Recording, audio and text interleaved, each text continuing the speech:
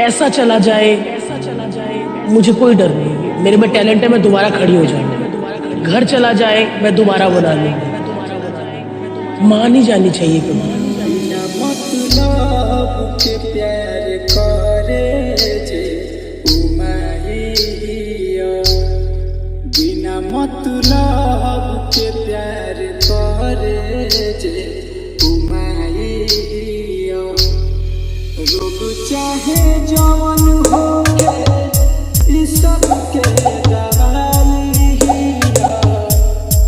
रोग चाहे जवन हो के इस सब के दवाई। बिना मतलब के प्यार करे जे उमाइया, बिना मतलब के प्यार करे जे उमाइया। डीजे सनी सोनपुर।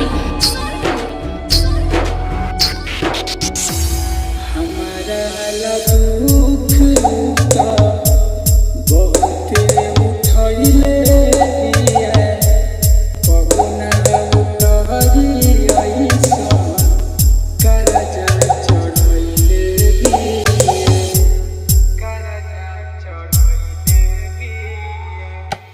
हमारा दुख का बहुत उठैले बिया, पगना उतरी ऐसा करजा चढ़ैले बिया।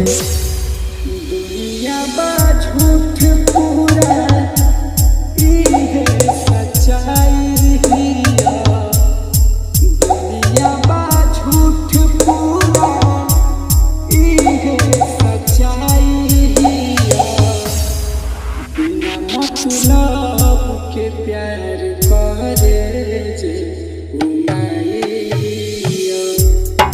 बिना मतलब के प्यार करे जे उमाइया।